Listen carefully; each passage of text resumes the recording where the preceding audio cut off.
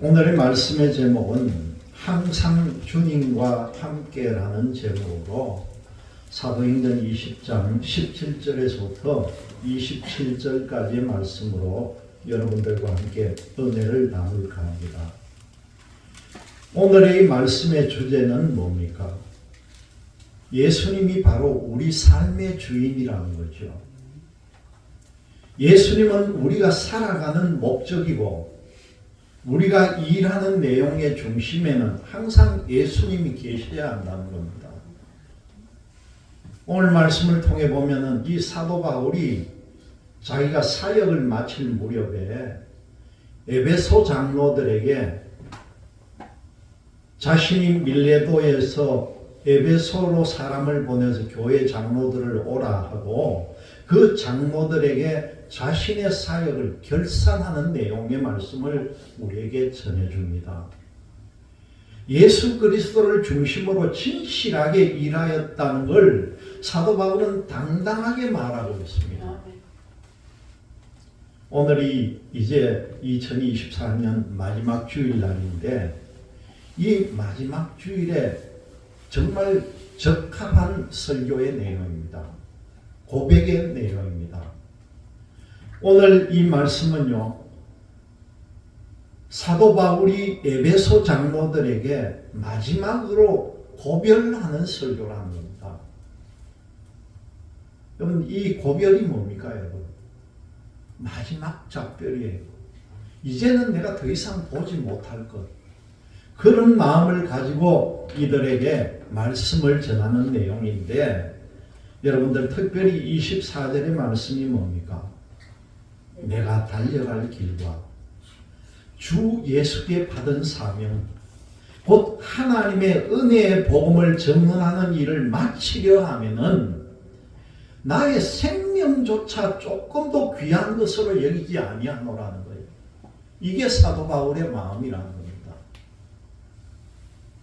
오늘 말씀의 논지가 뭡니까? 예수님께서 바로 우리 신앙의 궁극적인 목적이라는 거죠. 첫 번째 내용을 보니까 20절에서 21절의 말씀을 통해서 사역의 내용과 중심이신 예수 그리스도를 우리에게 가르쳐 줍니다. 20절 말씀을 보니까 유익한 것은 무엇이든지 많은 사람들 앞에서나 아니면 각자 집에서나 끊임 없이 말씀을 전했다는 거예요. 그리고 24절 말씀을 통해 보니까 우리 좀 전에 읽은 대로 사명의 이유 그리고 어떤 결과가 나타나는지에 대한 말씀을 우리에게 가르쳐주는 내용이고요. 25절 말씀을 통해서 마지막 왕래하는 것과 작별의 기준이 어떤 것인지 우리에게 가르쳐줍니다. 보라, 내가 여러분 중에 왕래하며 하나님의 나라를 전파하였으나 이제는 여러분이 다 내 얼굴을 다시 보지 못할 줄 아노라. 이제는 마지막이라는. 그리고 26절과 27절을 통해서 진실과 청결의 동력이 바로 예수 그리스도임을 증언하고 있습니다. 그러므로 오늘 여러분들에게 증언하거니와 모든 사람의 피에 대하여 내가 깨끗하다는 것. 사도 바울은 자신이 정결하다는 겁니다. 그러면서 27절에 뭐라고 말씀합니까? 이는 내가 꺼리지 않고 하나님의 뜻을 다 여러분들에게 전했다는 겁니다. 여러분, 이제 한 해가 다 지나고 이제 이틀이 지나면은 올 한 해가 끝이 납니다. 이 한 해가 지나고 마무리하는 시점에 우리가 지나온 한 해를 한번 되돌아보세요. 한 해를 후회 없이 보냈다고 생각하는 사람이 있는가 하면은 한 해 동안에 정말 내가 잘못한 게 많구나는 아쉬워하는 사람도 있고 또 열심히 살았지만은 결과가 좋지 않아서 서운했던 사람도 있고 또 어떤 사람은 내가 정말 한 해 동안에 별 한 게 없구나 자신을 자책하는 사람도 있다는 겁니다. 사람으로서 당연한 일에도 여러 감정이 교차하고 신앙생활도 어떻게 우리가 어떤 모습으로 우리가 신앙생활을 했는지 생각해 볼 때에 여러분들의 마음, 감정이 굉장히 오락가락할 것입니다. 후회가 없는 시간을 보내려면 어떻게 해야 하는가? 후회가 없이 살려면 어떻게 해야 되는가? 여러분, 무조건 열심히 한다고 해서 후회가 없겠느냐는 거죠. 기간마다 정확한 목표를 정하고 우리는 그 목표를 성취를 해야 합니다. 목표들이 지향하는 인생의 목적도 분명하게 정리해 놔야 한다는 거죠. 그리고 중요한 것은 무엇인가 어떤 일을 할 때라도 우리는 일할 때는 게으르지 말고 성실하게 해야 한다는 겁니다. 결과가 원하는 만큼이 아니더라도 그 과정들이 좋았다면 후회가 없을 것입니다. 그리고 결과가 좋았지만은 그 과정이 좀 부실했다면은 여러분들은 다행이라고 여기고 다음에는 그 과정에서도 성실하겠다고 다짐하는 연말이 되어야 할 것입니다. 여러분, 신앙인의 인생 목적이 뭡니까, 여러분? 우리 믿음의 성도들의 목적이 뭐냐는 거죠. 그것은 오직 예수 그리스도라는 거예요. 사도 바울이 전도 여행을 마치고 이제 예루살렘으로 올라가는 도중에 그의 인생 목적을 말할 기회를 지금 만드는 그런 환경입니다. 지난 세월 동안의 복음의 사역이 목적에 적합한지를 돌아보고 자신에게나 사람들에게나 진실하였다는 걸 사도 바울은 고백을 합니다. 이 바울의 회고와 고백을 보면서 우리도 한번 이 한 해를 돌아봐야 되겠다는 거죠. 우리 인생의 분기점과 이 전환점에서 이 회고를 해보는 것도 아주 중요한 일이 될 것입니다. 첫 번째 보니까 이 사역의 내용과 중심이신 예수님에 대한 말씀인데 바울은 이 아시아를 거쳐서 유럽으로 가서 복음을 전했습니다. 아시아에서 복음을 전하려고 했던 사도 바울을 성령이 말렸다는 거죠. 이 사도 바울이 드로아라는 곳에 있었을 때에 환상 중에 그 마케도니아 사람이 나타나가지고 사도 바울을 오라고 초청하는 환상을 보게 됩니다. 건너와가지고 우리를 도와달라는 그런 내용을 마케도니아 사람이 환상 중에 나타난 거예요. 사도 바울이 유럽으로 건너가서 복음을 전한 뒤에 아시아로 이제 다시 돌아왔습니다. 그리고 바울이 윗지방을 지나서 이제 에베소로 돌아와서 예수님 이름으로 세례를 주고 성령의 임재를 체험하였다는 거죠. 사도 바울은 아시아에서부터 처음부터 끝까지 예수님을 증언을 했습니다. 비록 핍박과 이 유대인의 간교한 꾀가 있어도 바울은 참고 주님을 섬겼다는 거죠. 바울이 생각하기에 유익한 것이라면은 무엇이든지 그 에베소 사람들에게 전하고 가르쳤습니다. 유대인과 헬라인에게 하나님을 향해서 회개하도록 외치고 주 예수 그리스도께 대한 믿음을 증언했다는 것입니다. 이 사도 바울의 사역은 그 내용과 중심이 오직 예수 그리스도였다는 겁니다. 바울은 예수를 그리스도로 증언하는 일을 신앙과 인생 그리고 사역의 핵심 가치로 삼았다는 거죠. 여러분, 우리가 이 2000년 전 이 사도 바울의 이 전도 여정이 없었다면 과연 우리 기독교가 지금 존재하고 있겠느냐는 거예요. 이 사도 바울의 역사가 얼마나 큰지 모릅니다. 바울은 겸손하게 사역하고 사람들의 회개와 믿음을 위해서 눈물을 흘렸습니다. 에베소의 장로들이 바울의 이러한 사역을 모두 다 알고 있다는 거죠.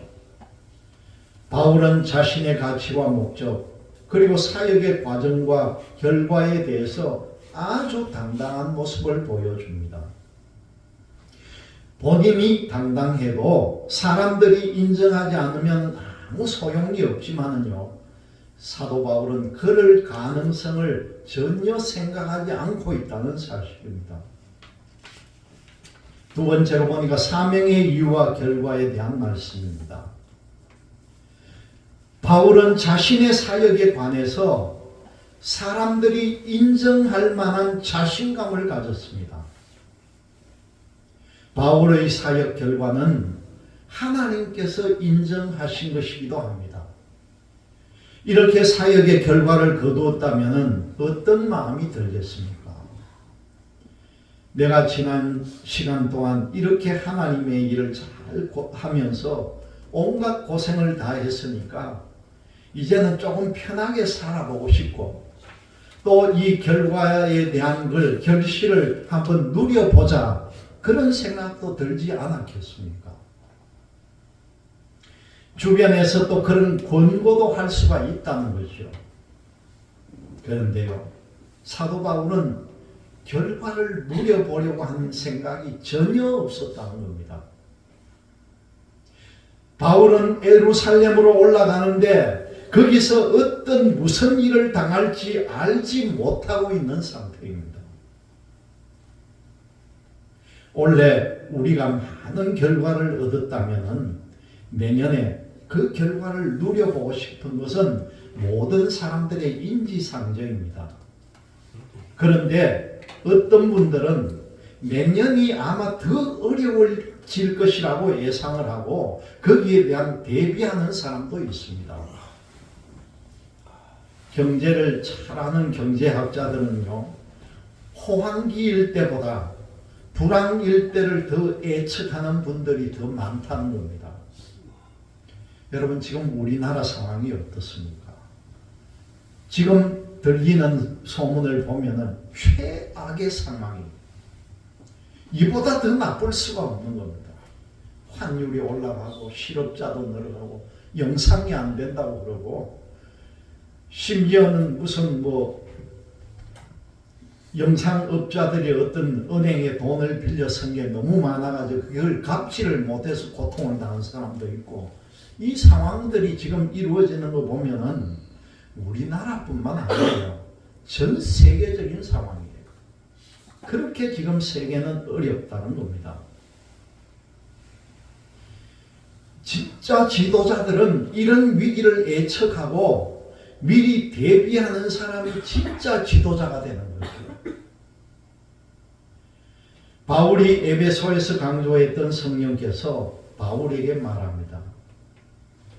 성령께서 각 성에서 바울에게 알려주셨는데 결박과 환난이 바울을 기다린다는 말이에요.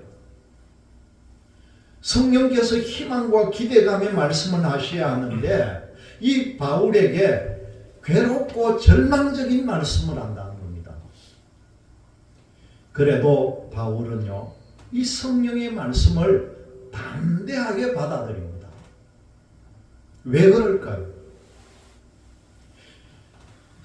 바울은 사명의 이유와 결과이신 예수 그리스도로 자기가 정했기 때문이라는 겁니다. 오직 사도 바울에게는 예수님밖에 없는 거죠. 바울은 예수님으로부터 받은 사명을 감당하는 일, 그 일에는 자기 자신의 목숨까지도 조금도 아끼지 않을 것이라는 자신감이 있었다는 겁니다. 여러분, 빌립보서 1장 21절에 바울이 뭐라고 합니까? 내게 사는 것이 그리스도니 죽는 것도 유익하다는 거예요. 내게 사는 것이 그리스도니까 나는 죽어도 좋다는 얘기예요.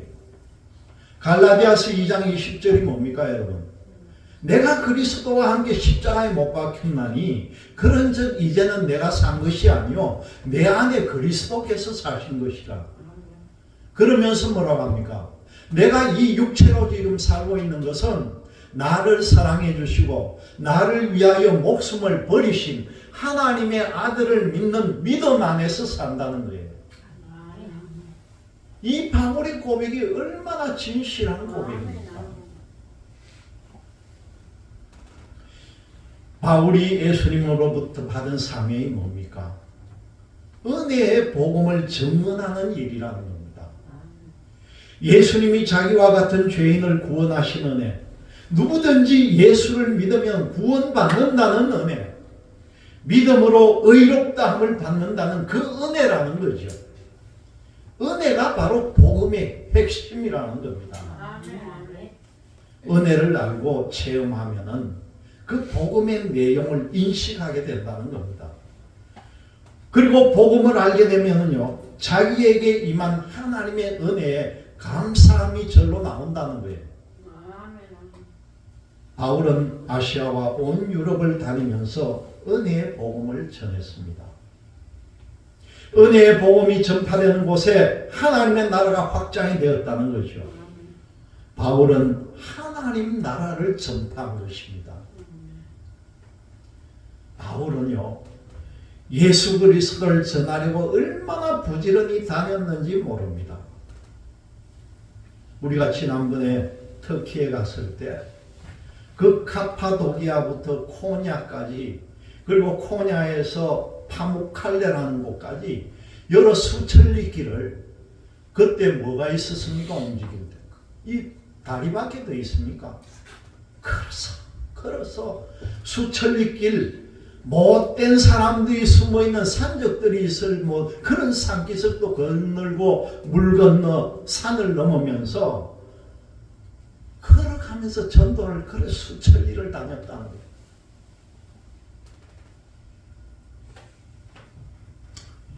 바울은 사람들을 만나려고요, 빠르고 좋은 직선 지름길을 놔두고 일부러 사람들만 있으면은 골골 마을을 돌아다니면서 전도를 했다는 겁니다. 일부러 또 배를 타고 가면 더 빨리 강을 건너고 바다를 건너는데 일부러 사람들을 만나기 위해서 육지로 돌아서 전도하러 다녔다는 거예요. 이 바울의 왕래는 모두 예수 그리스도를 전파하는 목적이었다는 겁니다. 그리고 바울이 예수님을 전파한 후에 거기에 성도가 생기고 교회가 생겨지면 그곳에만 머물지 않았습니다. 다른 곳에서 복음을 전하기 위해서 자기와 했던 동역자에게 그 교회를 맡겨두고 자기는 또 다른 지역으로 다니면서 전도의 사명을 다했다는 거죠. 이제 요번 1월 달에 김성필 선교사 부부가 우리 교회에 와가지고 캄보디아 선교에 대해서 여러분에게 말씀도 전하고 아마 선교 보고를 할 거예요. 이 말씀을 준비하면서 가만히 생각하니까 우리가 도와주고 있는 김성태 선교사 이 사역이 얼마나 진실하고 정말 내가 저런 사람을 잘 만났다는 생각이 얼마나 뭉클뭉클 드는지요. 10여 년 동안 캄보디아 깜봉잠에서 교회도 2층 건물로 잘 지어놓고 애들이 그 마당 앞에서 공차는 축구장까지 만들고 그 교회 2층에다가 게스트하우스 하듯이 손님 오면 잘 방까지도 다 만들고 그렇게 멋지게 교회를 지어놓고 채 2년도 안 돼가지고 3년 남짓 해가지고 그 교회를 캄보디아 현지 사역자에게 모든 걸 다 그냥 줘버리고 자기는 또 다른 시골 마을에 들어가가지고 캄보디아 사람들 집에 새빵살이 하면서 또 선교지에서 사역을 시작합니다. 그게 바로 사도 바울의 마음인 거예요. 내가 이 사람을 양육시켜 놓고 나는 또 전도하러 가겠다. 이 마음을 품게 만들어 준 것이죠. 나중에 오면 여러분들 잘 우리가 또 대접도 해야 되겠지만은 여러분 이 선교사 부부에 대한 말씀을 잘 새겨 들어보시기 바랍니다. 이 시대에 우리가 뭘 해야 하는 건지 다시 한번 느껴보는 시간이 되기를 바랍니다. 이제 에베소 장로들에게 자신의 사역을 회고하는 바울은 작별 인사를 합니다. 에베소 장로들이 다시는 바울의 얼굴을 못 볼 것이라고 합니다. 작별의 기준도요, 예수님을 전하려는 목적이었다는 겁니다.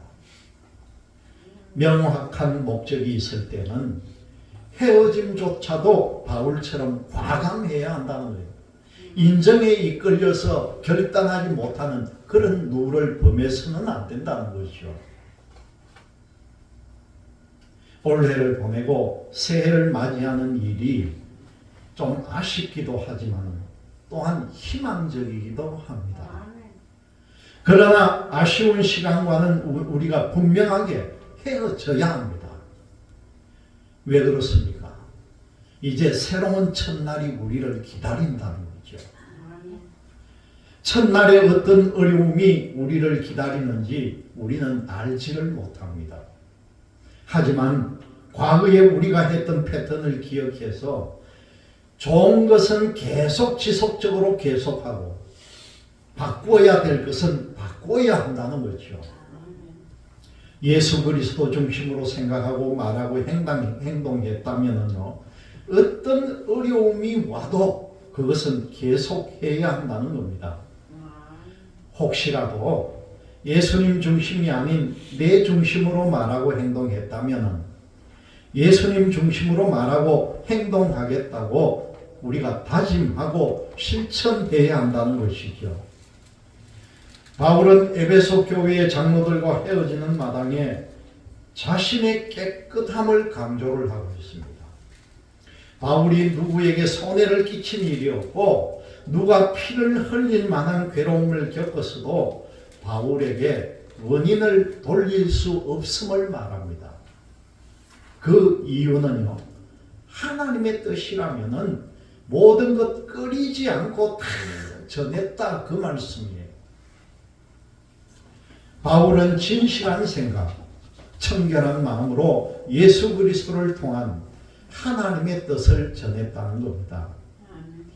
바울의 내면의 진실과 청결함도 예수님이 주시는 은혜였습니다. 우리도 이 진실과 청결 때문에 비록 핍박을 당해도 바울은 여전히 진실하고 청결하다는 이 내용을 잘 기억을 하시고, 또 우리도 한 해 진실하고 청결하다면요, 어떤 어려움이 있다 하더라도 우리가 꺼리낌 없이 모든 것들을 해낼 수가 있다는 사실입니다. 그리고 성령으로부터 어려움을 이기는 힘을 우리는 부여받을 수가 있다는 걸 꼭 믿으시기를 바랍니다. 이런 하나님의 은혜가 지속되는 희망찬 새해를 맞이할 수 있는 여러분들이 되시기를 주님의 이름으로 기원 드립니다. 아멘.